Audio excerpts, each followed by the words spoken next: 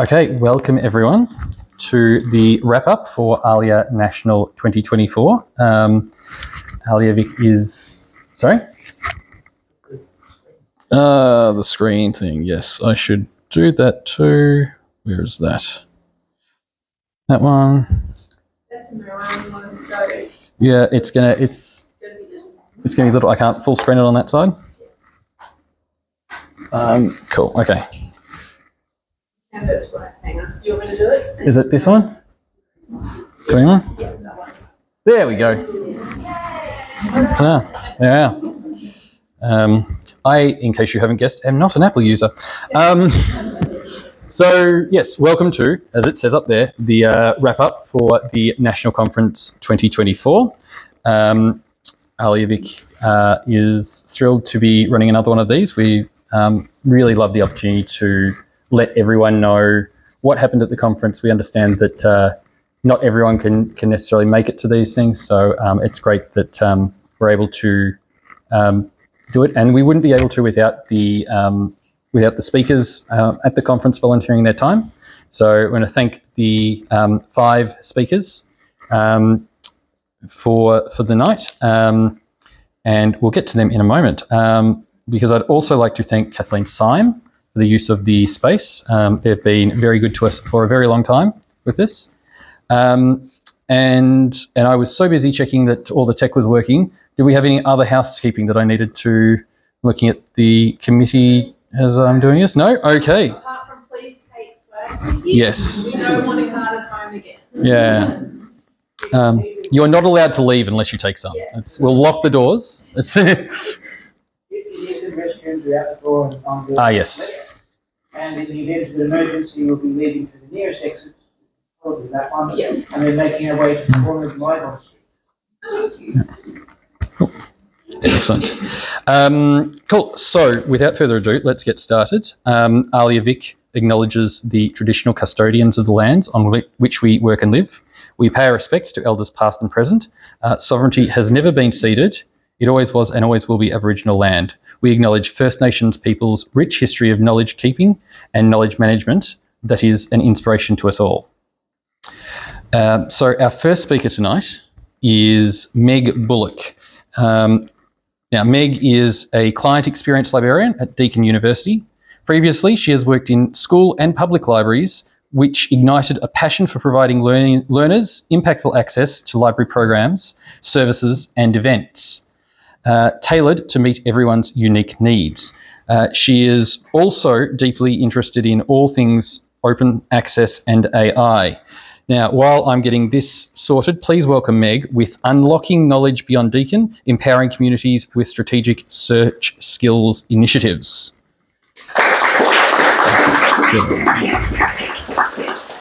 So, where was it? Now, is this going to work or is it need to be... Excellent.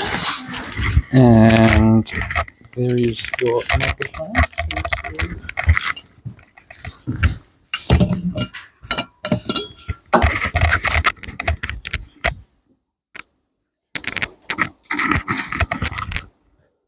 Hello everyone. I would first like to apologise for my voice. We hope that it will stay the course for this. I'd also like to apologise for Jackson, who can't be here tonight. He's a colleague of mine. He had an unfortunate incident with a pavement, so he also can't come. So today, as we've already seen, I'm going to be talking about unlocking knowledge beyond Deakin, empowering communities with strategic search skills. I work at Deakin Uni. I'm a client experience librarian, which is basically just a fancy way to say that I'm on the front line. So I deal with staff and students. Before I kick off, I need to acknowledge that this wonderful presentation wouldn't be possible without Fiona Russell and Kat Kane. They're both non-presenting authors, but they were crucial to this, and all the things we've worked on have sort of led to this today. I'd also like to acknowledge that we're on the lands of the Wurundjeri and the Budurong people of the Kulin nations, acknowledge their elders past, present and emerging, and thank them for their care of the lands, waters and skies. I extend my respects to any Aboriginal or Torres Strait Islanders here today. So, impact beyond Deakin. So Deakin Library has a long history as a sector leader in a range of areas, particularly in digital spaces, behaviours and skills. Our librarians are frequent contributors to conferences, workshops and journals. In the searching space, Deakin librarians have supported skill development in librarians working in health libraries, school libraries, specialists and public libraries. We value open practice and industry engagement. What this looks like is proactively being professionally engaged, delivering workshops and other professional development opportunities. We're really excited about taking a train the trainer approach, and so sharing our learnings and knowledge beyond Deakin to a wider library community. As academic librarians, we often have more time, capacity and tool access to explore search and discovery than other colleagues in the area of the profession. So our discoveries and approaches to developing searching skills can be translated into other sectors. And with a rapidly changing area with the advent of Gen AI for search, we're keen to work with our cross-sector colleagues. I'll now share with you a couple of case examples of this train the trainer approach to sharing knowledge and learning in this searching space. So in July 2023, Deakin librarians, myself included, developed a workshop for the Victorian Automotive Library Association, or VALA, Tech Camp. So the VALA Tech Camp is a professional development opportunity for library workers from across all sectors to come together to learn skills of a more practical and technical nature. That year, the committee saw expressions of interest for a 2-hour workshop to enable participants to revisit and refresh their searching skills. We pitched for the workshop and then we very ably stepped into this space. So our team delivered an interactive scaffolded workshop with a focus on freely available tools to accommodate the wide variety of backgrounds of all the participants. The timing of this workshop actually coincided with the rapid uptake of ChatGPT, which meant we were rapidly iterating parts of the workshop to introduce the idea of using ChatGPT to generate search terms. This weaving of Gen AI considerations into the workshop reflects the approach being taken at Deakin to explore, evolve or extend our current knowledges and ways of working. The workshop was designed to build search skill confidence in professionals by using a base of commonly used searching techniques and scaffolding from advanced search tech engine skills to more sophisticated skills. We also introduced the idea of using ChatGPT to generate search terms. At that stage, ChatGPT had been around for a few months, and we used this opportunity to encourage both experimentation and exploration with these tools, but also to focus on the parallels between search strategies and prompt engineering. The cautious encouragement of adoption, such as our own approach here at Deakin, is a recognition of the importance of this technology and its disruption to our ways of working, learning and researching. Following the session, it was anticipated that participants could use these refreshed search skills back in their own workplaces and then potentially incorporate these into their own search workshops for their various client groups. The workshop was so well received that we were invited to adapt and deliver it to a group from the School Librarians Association of Victoria, or SLAV. This in itself was a remarkable opportunity to strengthen the ties between school and university sector, to have opportunities to consider and learn about the searching needs of school librarians and their students, and the opportunities to link the digital literacy delivered to Territory students and those delivered in the secondary sector. By the time this workshop was delivered in November 2023, we had even more understanding of the implications of Gen AI tools for searching for information. There were even more developments in tools with closed system Gen AI search and databases on the very near horizon. And the approach taken in this workshop reflected our additional learnings as the year has progressed.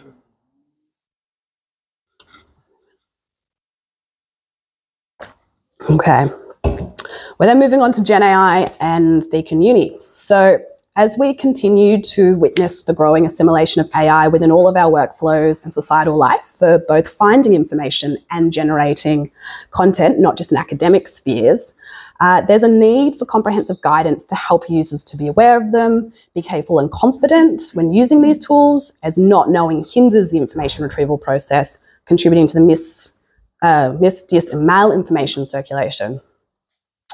To avoid this and to help enhance usage, the library has taken proactive steps to develop modules that extend beyond the technical aspects of generative AI. These modules are crafted to foster not only technical proficiency, but also to emphasize critical thinking, ethical research practices, and the cultivation of a healthy skepticism towards information encountered online and through Gen AI usage.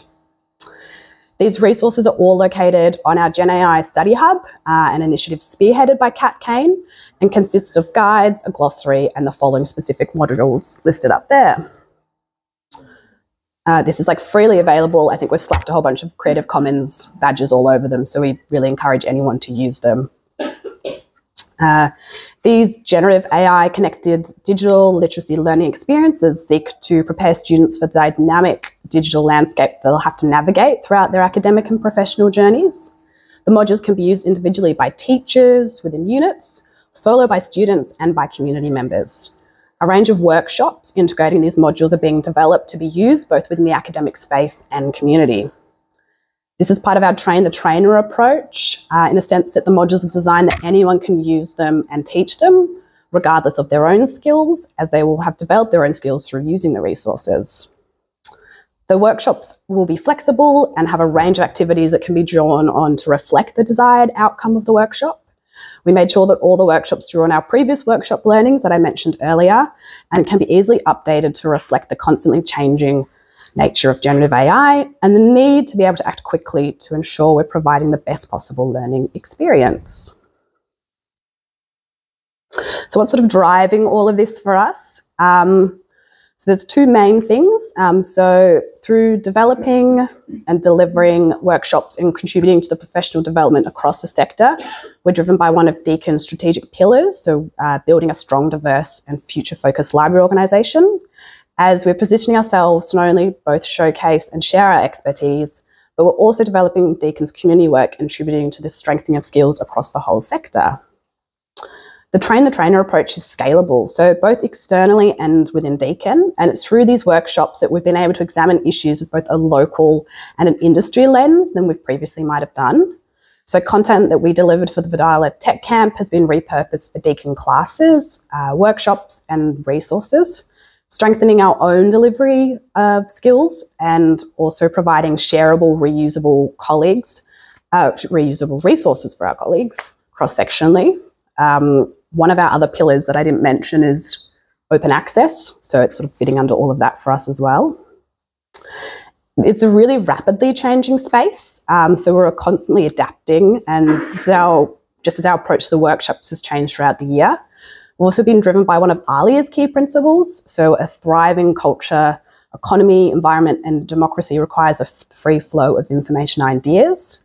So adapting our work to incorporate this principle means we've been fortunate to have opportunities to work cross-sectionally and to both share our learnings and learn from others. We have learnt through teaching, sharpened our own thinking and developed our own skills. We've also showcased Deakin as a leader in this space. These activities have also allowed us to reflect deeply on our role within the community and the Gen AI space, and what we see is the close alignment of the development of traditional search strategies and prompt engineering. Librarians are not only perfectly placed to excel at prompt engineering, but also lead work across local and industry levels to guide others.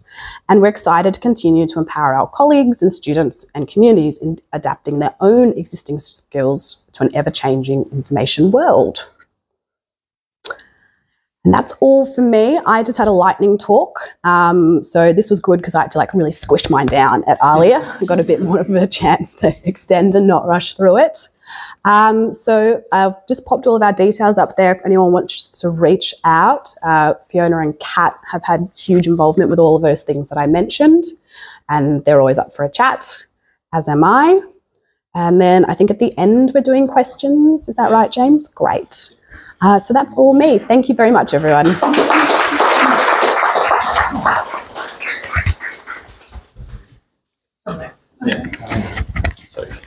Oh, pass the baton. Oh, I am not. Do I have to speak into this? Yeah, because that's for you were out doing the other thing before. So you introduce the next speakers. I will get this sorted for the next speakers. I don't have to press a button on it, do I? No. Okay. Thanks so much for that. So next up, we've got Karen Ryder and Trevor McKay. And Karen has over 25 years experience working in public libraries and has had a focus on connecting communities via their local library branches. In her current role, she has been a part of the team to deliver innovations to the Bayside community in southeastern Melbourne. Trevor has worked at Bayside Libraries for 19 years in a range of roles. That's very impressive. In his current position, he has had a focus on library innovations, especially during COVID lockdowns, and then reconnecting library members with innovative access to the library collection. So let's welcome them up to the stage to talk about future-focused service models for public libraries. Who gets that first?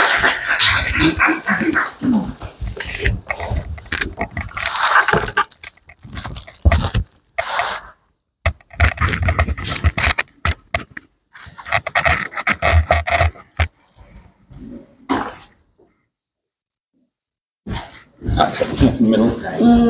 Yes, you. Yep, sorry. Yeah. Pressing 2 seconds.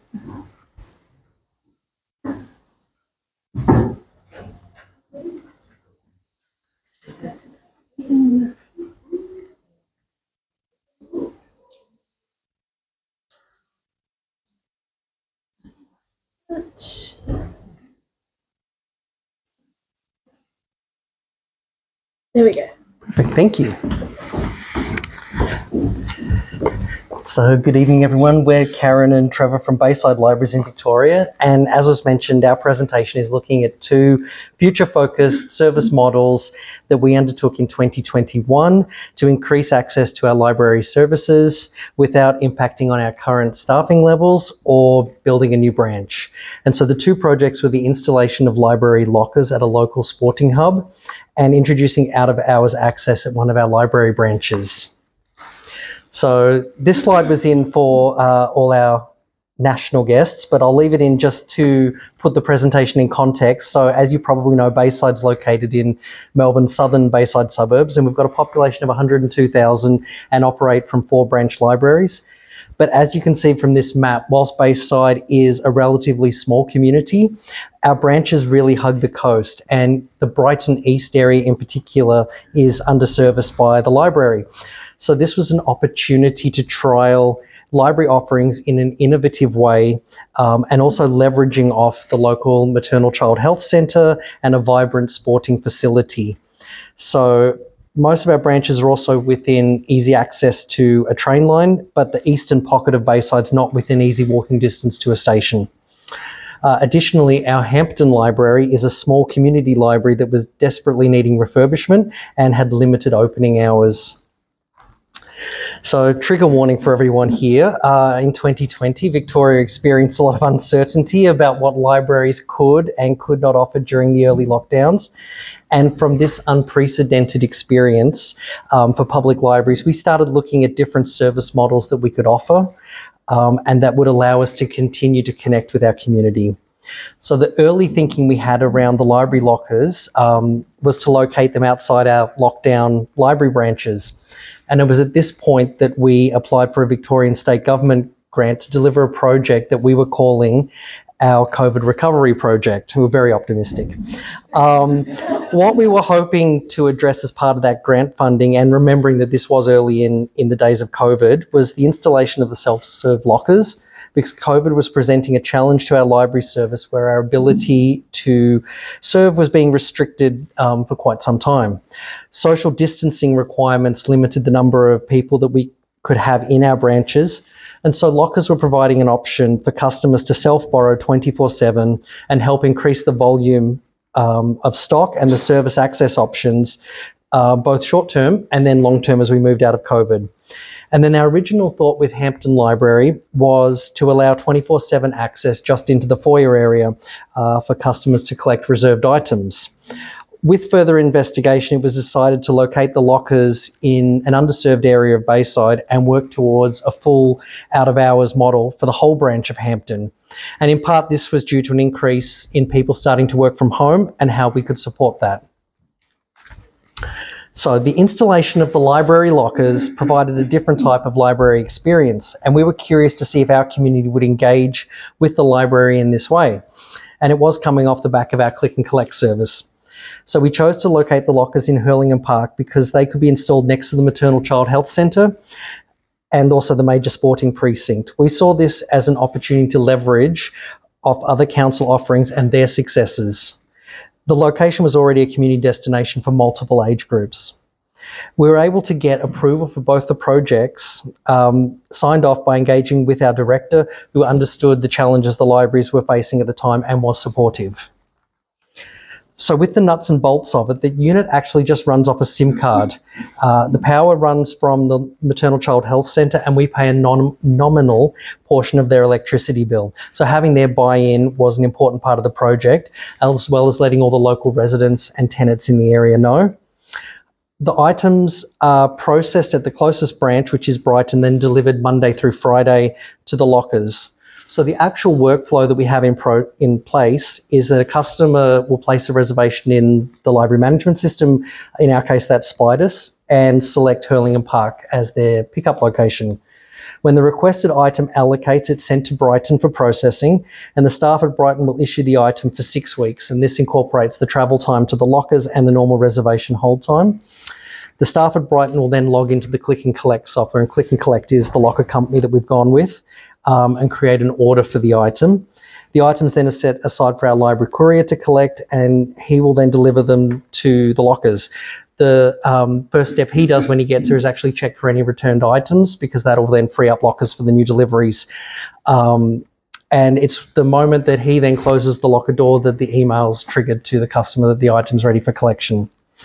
Another thing, whilst this wasn't a main objective, the branding of the lockers has been a great promotional opportunity for the libraries, because they're right on Nepean Highway, which is a major arterial route in our part of the world.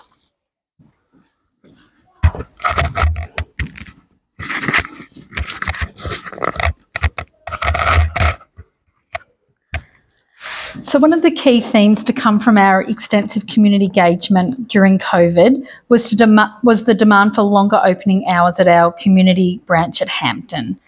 The pilot project Out of Hours Access to Hampton Library addressed part of this demand. Part of Bayside Council's vision is that we're sector leading and we're strongly encouraged to be innovative. So we visited other libraries who are already engaged in this space. So we went to Richmond, which is part of Yarra, and we went to Merbau North, which is part of Miley. And we really wanted to thank them profusely for their supportive and encouraging advice about what to do with out-of-hours access. It took a great deal of the thinking about the what-ifs for us by meeting with them. So we took key stakeholders with us for these meetings, including the council IT staff, who asked so many questions of the people at Yarra, we thought they were going to shut down their open access. So, have you thought of this? And they'd be like, oh, and have you thought of this? I'm sure they had, but they were, we were very nervous in the background. We took our risk coordinator and our director, as well as the branch manager who'd be running this innovation, and how, I guess, the pros and cons for her to be able to go back and talk confidently with her team. So IT had concerns about exposed data points and the access into the council network. There were lots of conversations about what if someone wants to hack into who knows where by plugging into a port at the library. We thought they'd just be in their basement at home doing it, but it was a legitimate concern. And so our IT department decided to switch over our IT systems to the public network as part of the risk. So this made no difference to the staff and it's made no difference to the public, but it was certainly a way for the IT department to feel comfortable about us operating in this model. So a new customer service desk was designed specifically to address IT's concerns. So no peripherals are left out at night. We pack everything away. They assisted with the purchase of new equipment that's all Bluetooth. So at the end of the day, the packing up process literally takes a couple of minutes. A risk assessment for the program was completed with our risk coordinator, as well as a review of the proposed induction and membership conditions. This was a project that other council departments got really excited about. So the coordinator of people and strategy was our first inductee. Because she didn't speak library language as her native tongue, we were able to make sure that we weren't being too library focused with our language, and was the induction process manageable for someone who didn't know what to expect. She was really supportive at helping us tweak things before we opened it up to the broader community. But the biggest engagement piece we actually did was with the branch staff, who felt really protective of the branch and the community safety. So we had a couple of hours with them really going through all the what if scenarios, and just it helped us tweak our thoughts about, was this going to be safe for our community, and had we considered everything? We decided that the program would be for 18-plus-year-olds as the inductees, but people who have carers' responsibilities can add their children and dependents. So for our part of Melbourne, this might be parents or grandparents, or it could be nannies. We're not allowing school groups or other community groups to have one inductee to join on behalf of the whole group. So once the approval of the out-of-hours model was endorsed, we decided to broaden out the scope to include a retrofit of the existing building. With the poor state of the building, and as you can see, like there's actually, it's actually hard to see there, but the original shelving was actually rotting and falling off the walls. We decided to make it a space that people would actually want to be in out of hours. And we also increased the public floor space. So it had quite a large office for 2 people, and we actually chopped that down to a third of its original size and opened up the space to give opportunities for like working from home or studying or reading the paper. The existing desk was not going to be functional for locking equipment away, so that's when we decided to totally revamp the desk. Because the shelving was falling off the walls and not DDA compliant, we were able to get new shelving for that, and we actually donated all of the original hardwood shelving to the local men's shed. The return chute, which was the saddest return chute on earth, with the worst manual handling possible, we saw this as an opportunity to upgrade the manual handling processes. So right from the start, this was not about reducing the staffed hours at Hampton, which have remained as they were, which is 10 till 6, Monday, Tuesday, Thursday, Friday, and 10 till 1 on Saturdays. But it's to give access outside those times. So it's 6 a.m. to 10 p.m, 7 days a week, and that includes public holidays. So that's added an extra 81 hours a week of public access to the library. So the fit out for the out-of-hours access included an FE anytime access PIN pad, CCTV, aircon on timers, the lights are on timers, installing a smart bin, duress alarms and a duress telephone that goes straight through to the security company. We designed an induction process and paperwork for registered users, and we created a new user group on Spiders.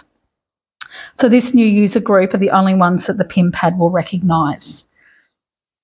And we ask everyone who wants to have out-of-hours access that they complete a 15-minute induction with us, so we can go through the safety features, we can explain what the conditions of use are, and so that they feel safe. So we had a comms plan to support the program, and they decided to call this program Branch Out. So we had the usual marketing collateral and social media posts, but we're in a really fortunate position with the location of this branch that you can see the windows from the railway line. So we have put a vinyl signage to attract interest. But of course, word of mouth has been the best form of advertising for it. So you can see here, this is the new desk. So that's what it looks like when we're open. And over there is what it looks like when we're closed. We decided to go cashless here at Hampton. And I think perhaps it was an opportunity during COVID that people didn't balk at this, and we didn't actually get any criticism of being cashless, thank goodness. So it really just takes us a couple of minutes a day to lock up. So a PC runs the smart bin, so it needed to be on all the time, and we've built a hutch to accommodate that, and we just pull the roller door down at night, and we leave a little basket out. So it contains a comms diary, a sharps container, paper towels, spray and wipe, and a small first aid kit. So whilst neither of these projects had clear KPIs from the onset because of our working environment when the project started kept changing, the outcome was always to see how we could make our collections more accessible for the community. The lockers are the busiest over the summer holidays, and our busiest month for collections is January. So we've tried to do a few nice little surprises too. So when the 500th collection happened, we put in movie vouchers for that person, and because it wouldn't have worked if they hadn't been committed to supporting this innovation. So Hampton's had less non-collected reservations. People aren't coming in really early and they're not staying really late, but they love coming in on Wednesdays and they love coming in on public holidays. So on Australia Day this year, we had 90 people going to Hampton. So what's been the benefit for our staff? We know now that our council will support us and they will help us deliver innovative projects. And so in the last month, we've launched the Library of Things. So this has been a really smooth process for us because we've built those relationships with other departments. So now we've moved on to a new collection. So we've got that at Beaumaris Library, and I'll talk to you about that at the next conference. So thank you very much.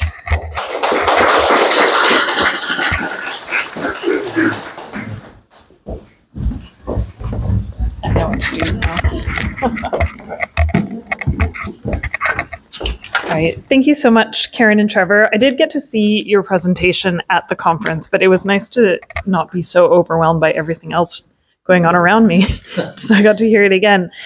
So our next speaker was Jackson Mann, and he's unable to make it tonight, but we wish him well and we thank him for volunteering. And so next up we have Romney.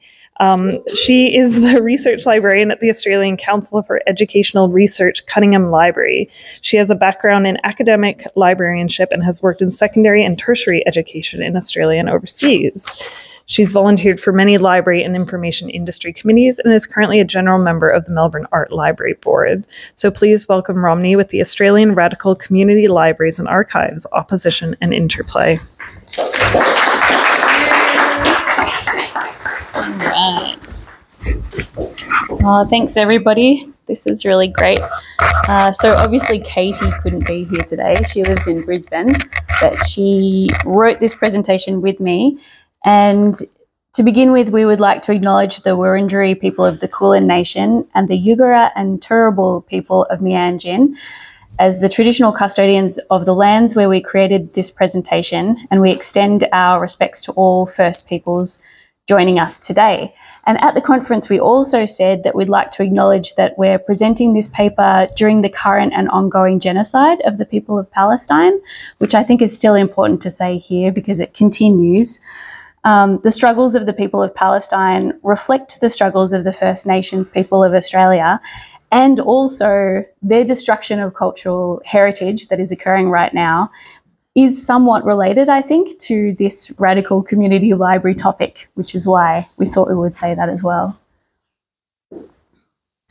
Okay, so in Australia, community libraries and archives have developed as radical responses to the information needs of specific groups, and they elevate the voices of marginalised people by collecting resources relevant to those communities.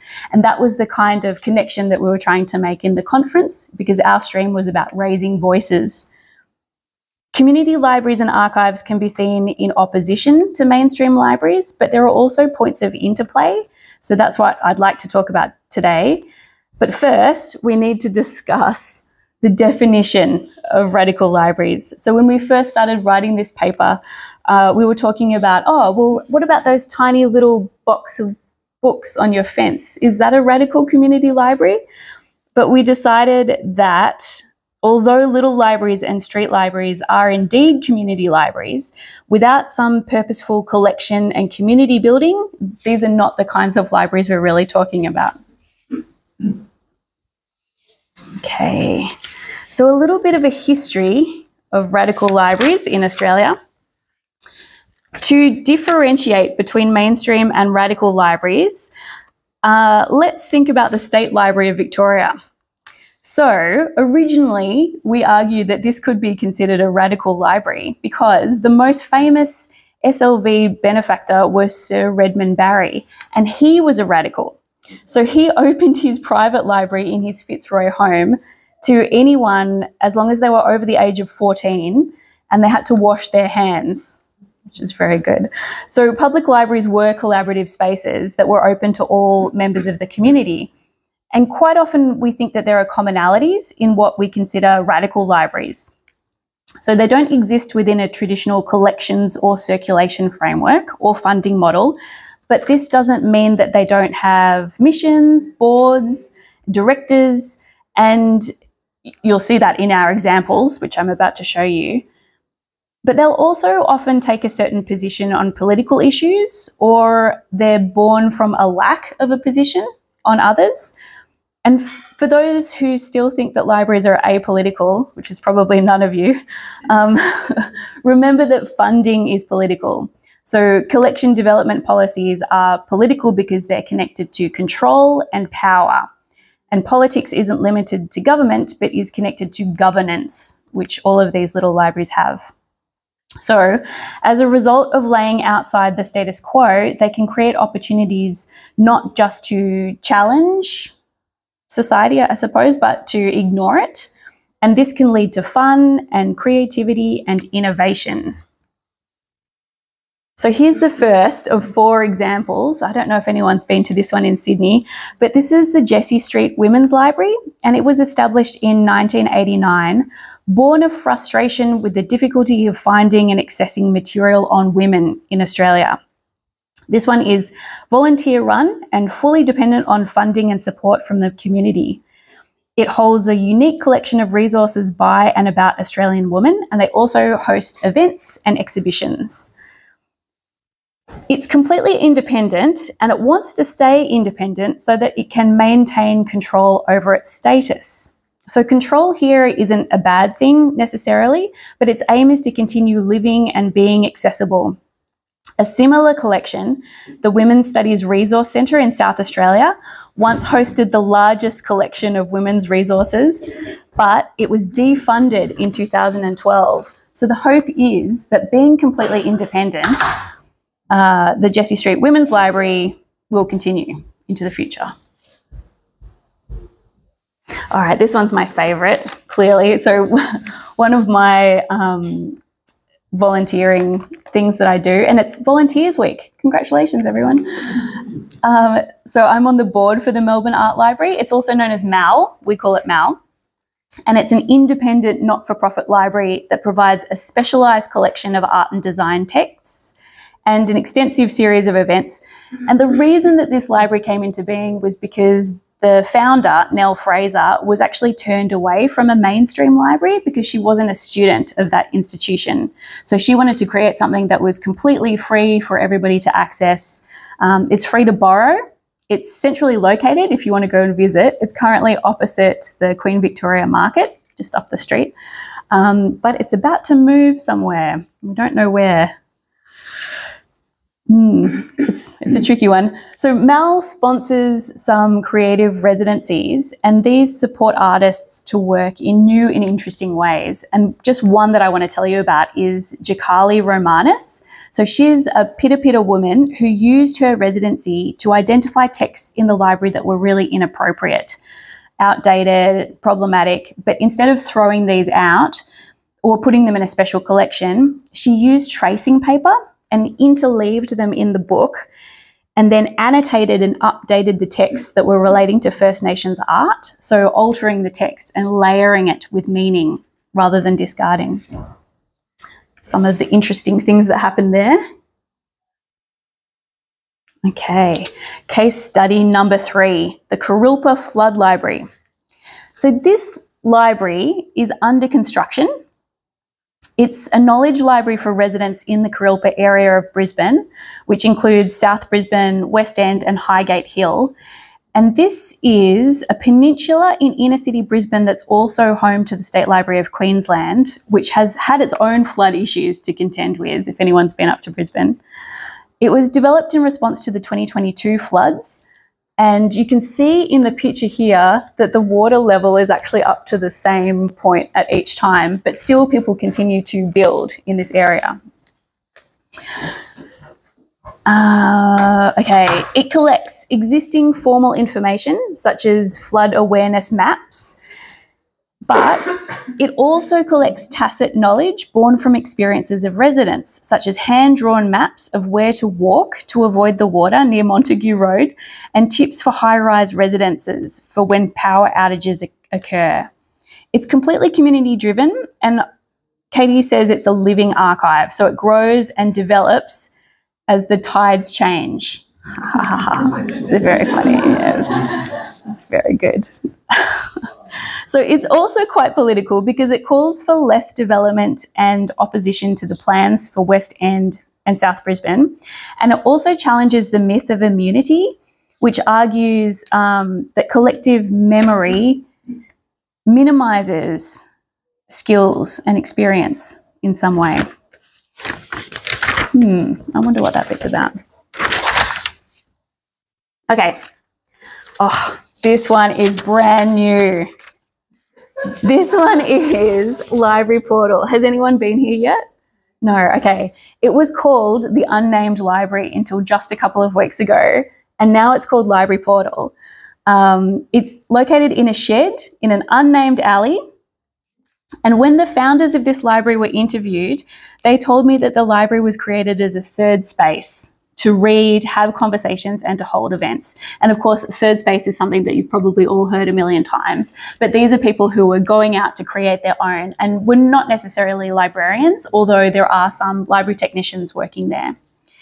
So the founders mentioned the lack of places to go at night, which is very interesting and probably connected to your project as well. But especially for those people who don't drink alcohol, they really wanted a space to come together to hold ad hoc events. And just last week, there was a discussion of Walter Benjamin's Romanticism, an undelivered address to students. But they assured me that you didn't need any experience about the topic. You could just go and they would explain to you what this reading was all about. The collection itself is quite eclectic. It's got mysticism, social theory, and what they think is a complete collection of the works of Ursula Le Guin. It's really out there. Okay. So, radical community libraries in opposition to traditional libraries. The professionalism of the industry in the 19th century prioritised standardisation and practices and expectations. So examples include metadata description and the dreaded Melville Dewey, collection policies, circulation policies, and guidelines for the use of the library. Library collections, services and access were marked by gender as well as class, since they existed in an environment of information creation, production and dissemination that was designed to bolster patriarchies. Efforts to decolonise and change services and accesses have been admirable in some ways and limited to non-existent in others. And that's what we saw in terms of Jessie Street Women's Library as an example. Of course, libraries are subject to neoliberalism, as are all government and corporate institutions, and these libraries can move towards more conservative positions, but not always through fault of their own, as can be seen by Jeff Kennett's semi-privatisation of the State Library of Victoria, along with other cultural institutions, that led to the model of leadership that was currently discussed by Stuart Kells in his Conversation article, if you read that, which you probably did. So boards are not necessarily a bad thing, and CEOs are not necessarily unnecessary, but they must either be part of the information professional community, or at least be open and willing to listen to us and to understand the balance that's required between professionalism and governance and delivering our foundational and core responsibilities as information organisations. When this doesn't occur, we see less voices, we see less collaboration, and less focus on what is value add rather than value driven. We also see more pandering to board members, committee members, and donors who see these institutions and their contributions as transactions. I give you money or approval, you give me what I want. This bit is a little bit tricky because Katie and I wrote this together, so I actually haven't read that part yet. This is my rejoinder, I think you'll find. So mainstream libraries can provide space for radical libraries. So this is where we kind of get back together. For example, Melbourne Art Library is currently housed in a building run by Testing Grounds, an experimental arts group who are then in turn supported by Creative Victoria and the City of Melbourne. Similarly, the Women's Art Register, an archive of women's art practice, is located inside Richmond Library, a public library in Victoria. So these co-locations can help, but they can also interfere with the nature of these radical libraries. In addition, some radical community libraries begin their collections by taking discarded books from mainstream libraries. And as we know from the experiences of librarians working in the global south, there are problems with giving discarded books to libraries that don't want them.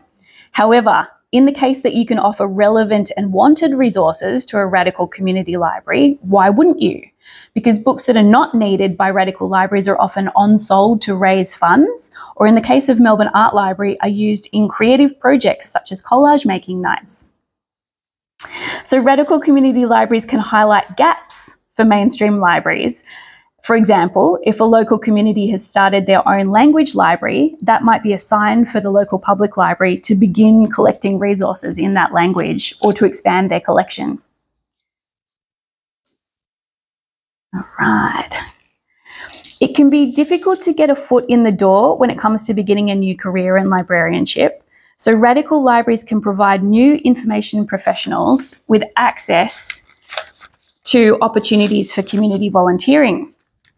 Each of the 4 libraries we've discussed today are run almost entirely by volunteers, and that includes staffing the library during opening hours, cataloguing, developing plans, and funding and promoting the library. All of these skills are transferable and can offer new starters in the industry a deeper understanding of librarianship. Okay, this part, this is where Katie says we've gone a bit hard on traditional libraries. But I don't know if we really have.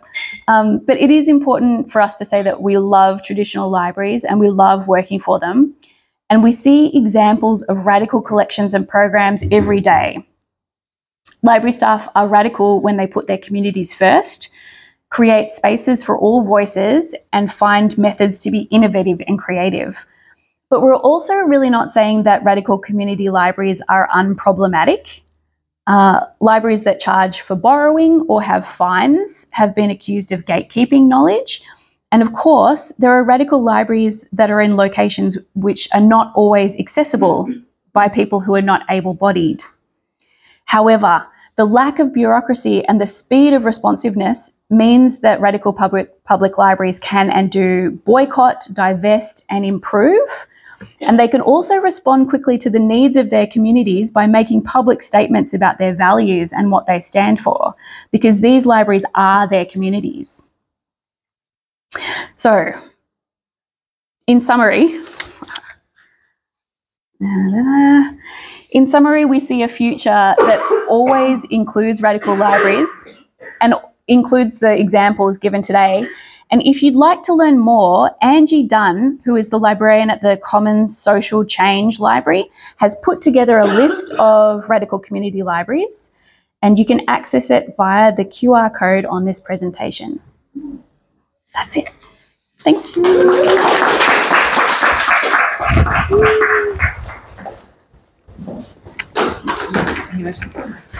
Yes. Thank you. All right. Thank you so much for that. Next up, our final speaker is Kristen Wright. She is the program manager at Find and Connect web resource at the University of Melbourne. Prior to this, she held a number of roles at Victoria University, including University Archivist, and has also worked for the Public Records Office. She has previously published and presented on topics including archives and power, historical language and archival description, trauma-informed archival practice, and out-of-home care records. She is a co-founder of the Trauma-Informed Archives Community of Practice. She's here in place of her colleague Nicola Laurent, who is originally going to be presenting their work. We are grateful that you could be present today to do it, and she'll be presenting on Impact on Belonging, Understanding Trauma Within GLAM.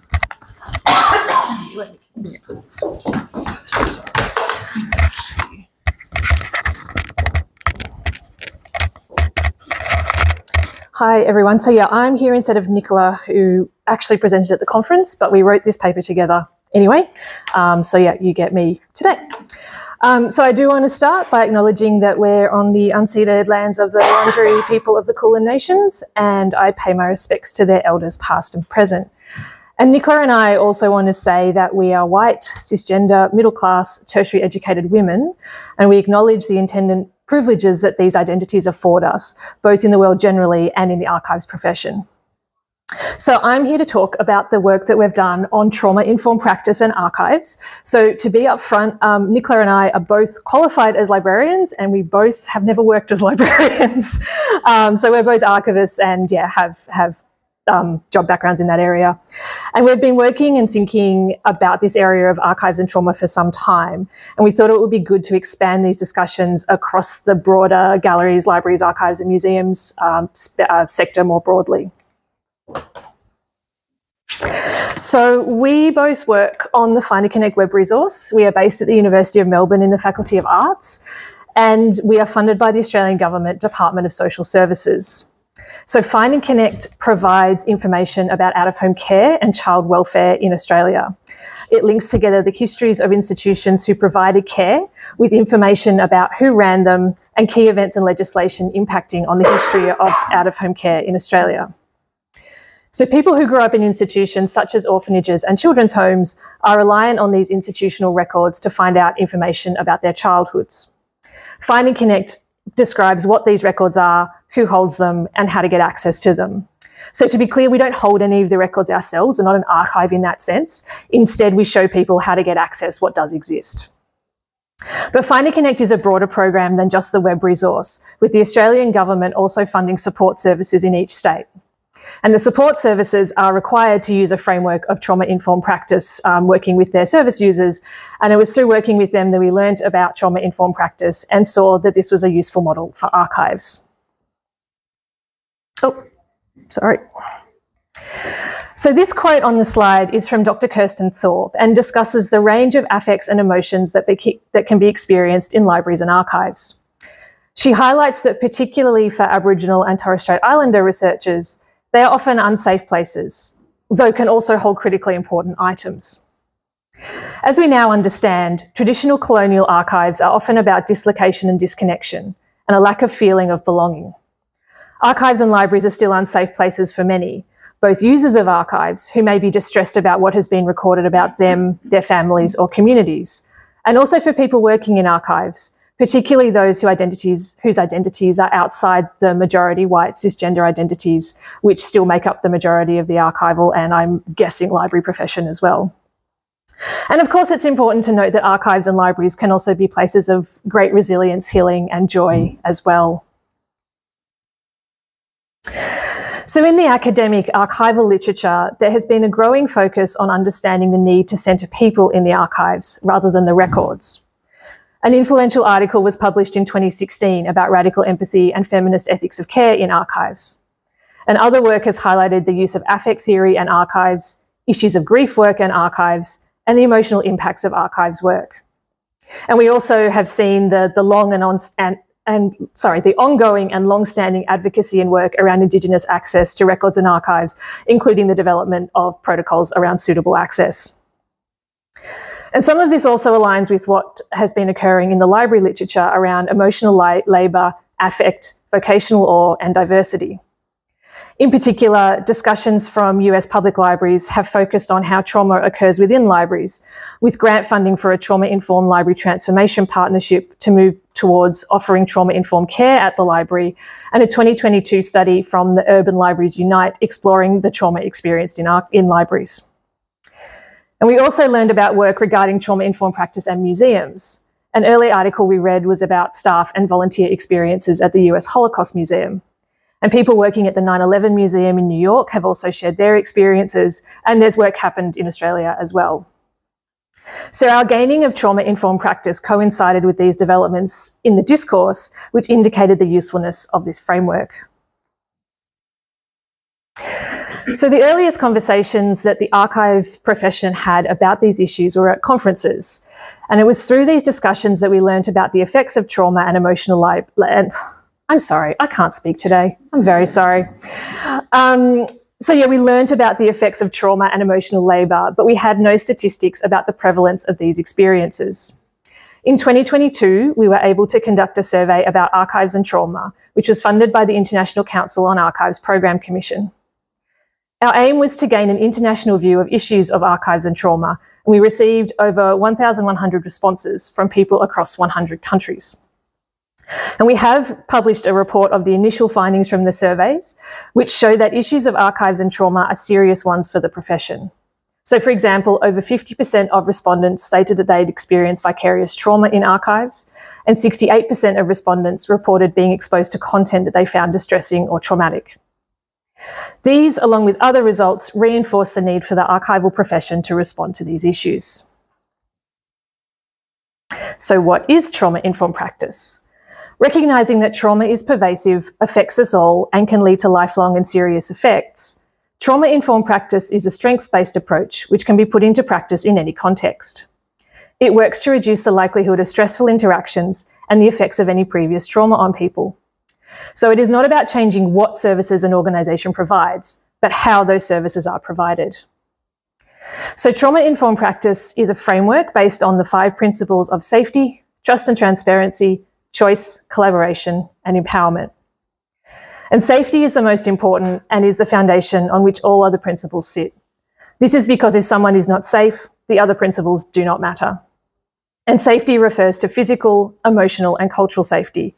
And it also means that the staff need to feel safe at their work.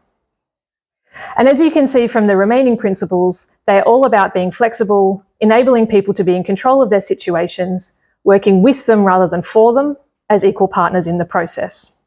They are the experts in their own lives, experiences and cultures, and what is best for them. So achieving trauma-informed practice involves collaborating with people who have experienced trauma, determining their needs, understanding the environments, behaviours and inputs that may be triggering for them, and from there developing strategies to avoid re-traumatising them. And trauma-informed practice also recognises the effects of vicarious or secondary trauma. So that is the trauma experienced as a result of being exposed to traumatic material or witnessing the trauma reactions of others. And these principles mean that vicarious trauma can be identified and managed with strategies in place to minimise the impact and plan proactively. So the principles all work together to create a safe and affirming environment for everyone, staff, volunteers, researchers, and everyone coming into the space. So it's clear that issues of trauma, affect, and collections are not unique to archives, and that many issues are also applicable in libraries and across the GLAM sector. The GLAM professions are also aware of the need to diversify the field and bring new voices in as staff. However, this cannot be done if these professions are not safe places to work, and for many people, they're still not. So this is why we see trauma-informed practice is having a use in addressing many of these issues, and for the need of organisations and professional association to respond to issues of trauma within GLAM, broadly defined. But how can you do this? The trauma-informed practice framework can be used to critically assess all aspects of a GLAM organisation's operations. You can take any or all aspects of your organisation and consider how well they are meeting the principles and what actions and changes to practice are needed. It must be an organisation-wide activity with all levels of staff involved to move towards a fully trauma-informed organisation. While some aspects of an organisation's operations may be difficult to change, being aware of what difficulties people may have can lead to other modifications or practices being put in place to ensure that the principles are being met in different ways. So a good example of this is the building itself, which for many people may be intimidating or off-putting. It's not usually possible to just pick up and find another building or re-architect a building in place. But there are other changes, such as enabling the use of private viewing areas, have places to step away from the materials, providing information about people what they can expect coming in to the building, so providing that on the website in advance. All of these may mitigate people's uncertainty. And it's also important to make sure that staff are safe. Acknowledging the effects of trauma on staff is key to organisations implementing trauma-informed practice. Everyone brings their lived experiences to their roles, and this means that some people are at a higher risk of being re-traumatised. Facilitating staff safety and support also means that organisations need to treat issues of vicarious trauma as the occupational health and safety risk that it is, give staff time and space to undertake self-care, and integrate trauma-informed practice into organisational culture and practice. We know that there's been a movement to incorporate social workers into libraries, and we see this as one aspect of moving towards a trauma-informed organisation, but we also wanted to emphasise that there are many other things that people can do and that library staff and organisations can take action on. So this is just a bit of a brief overview of how trauma-informed practice might be useful for your organisations and some new approaches to consider. So returning to the survey that we undertook in 2022, I wanted to highlight issues of staff support and what that looks like for workers in GLAM. So we did ask people what support they wanted and who should provide that support. And respondents overwhelmingly indicated that they wanted formal support through their workplaces, with professional associations also seen as having an important role to play. Peer support, which respondents reported was currently the most common way to get support, was seen as having a lesser role when better support and resources were in place. And when asked about what types of support people wanted, there was a variety of responses, with many keen to have access to more training and formal mental health supports like counselling. And this points to the range of supports needed in this space and highlights that a one-size-fits-all approach will not work here. The responses pointed to respondents' understanding of these issues as structural issues that require multifaceted responses from educators, professional associations, and workplaces. So this has all highlighted the need for ongoing training and resources for people already working in the profession, as well as better education about these issues for people entering the profession. So I'll now share some of the resources that we have participated in creating that might be of use.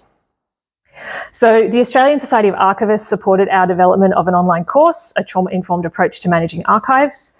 This course is designed to support people working or volunteering in archives so that they feel empowered to start having conversations about trauma-informed practice and vicarious trauma at the places that they work. In 2021, along with Michaela Hart, we co-founded the Trauma-Informed Archives Community of Practice. The Community of Practice runs as a combination of quarterly Zoom meetings to enable discussion and an online space to share resources and get support. And I will say this is an international group.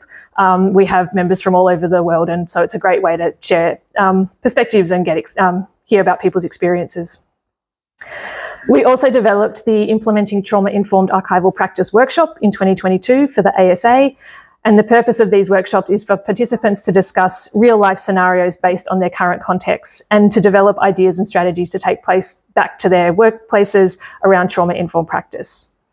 We also developed a template on vicarious trauma through the International Council on Archives.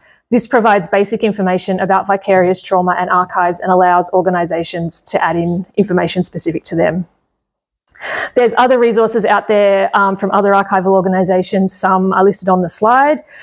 So we see a significant role for professional associations in continuing to create professional development resources and space to facilitate discussions in this area.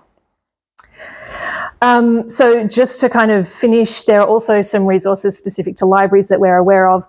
We don't have these on the slide, but we do have these listed on a separate document. So if you do want a copy, please reach out and we can send that to you. So there's been some books and articles written around trauma-informed library approaches. That Urban Librarians Unite study I mentioned sort of had a report and proposed 4 recommendations to help mitigate library staff trauma. There's been some literature reviews, there's guides, there's blog posts and webinars that are all available. One thing to note, that when we kind of were looking at this information, most of the information and examples we've found on library-specific resources are coming out of the US. So these can all be helpful, but I think it just shows that the conversation remains in its infancy and there's still lots of work to do in this space. So thank you. We hope this presentation has provided some insight into how trauma and libraries can be understood and what actions might need to be taken to make the GLAM professions one where everyone feels like they can belong. Thank you.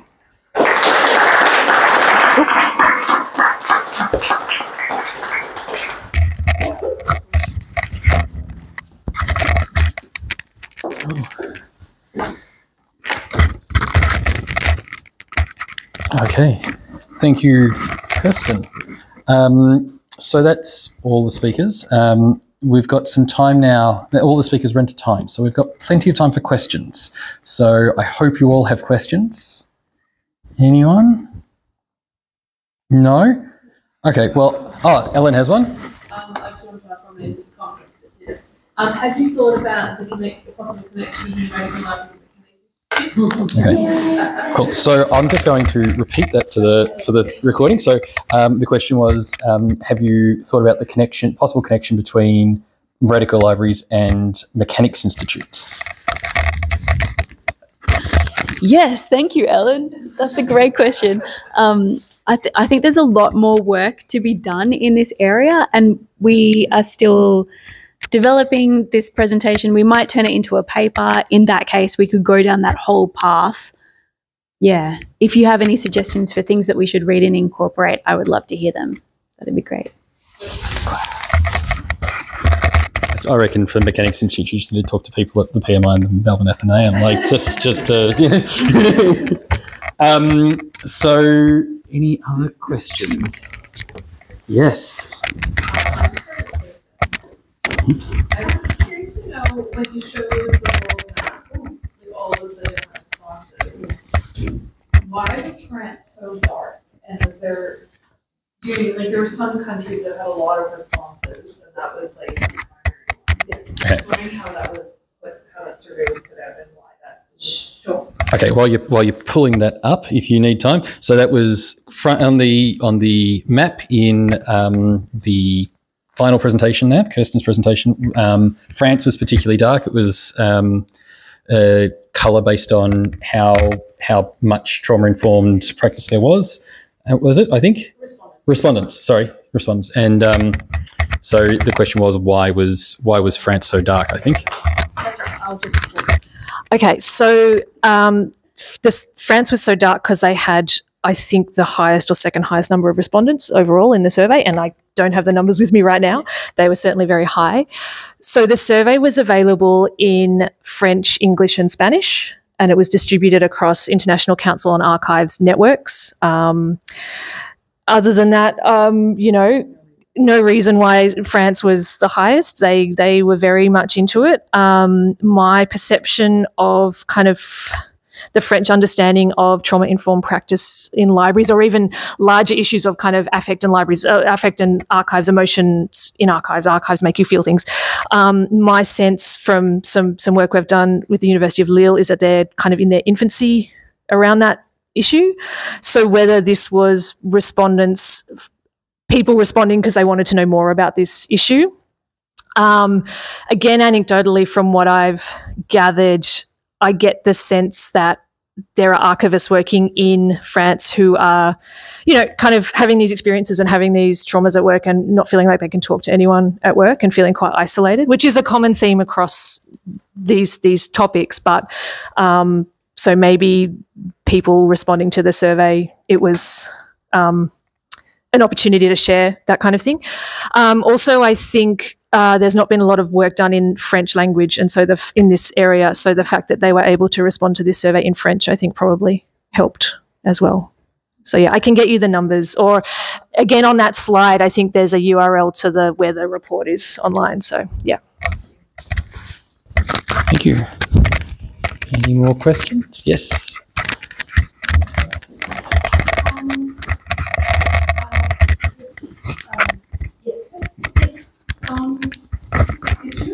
an observation, I guess, just thinking that trauma-informed archives must have just such powerful relevance to First Nations people. Yeah. So it was about the relevance to First Nations people about trauma-informed practice in archives. Yeah, absolutely. And I think this is partly why we kind of saw the resonances of it and thought it was a useful model because, you know, and again, highlighting the work of Dr. Kirsten Thorpe and Dr. Lauren Booker and other people who've been sort of tirelessly advocating for Indigenous access to records for decades and decades now. But yeah, just that acknowledgement that even walking into a colonial archive is really difficult. I remember speaking to someone who was going to the Mitchell Library and they've got those doors out the front that have got the depictions of like Aboriginal culture, just done by a very famous artist in the 50s or something. And she was like, I just walked past them and I felt culturally unsafe. And now I have to go into this space to find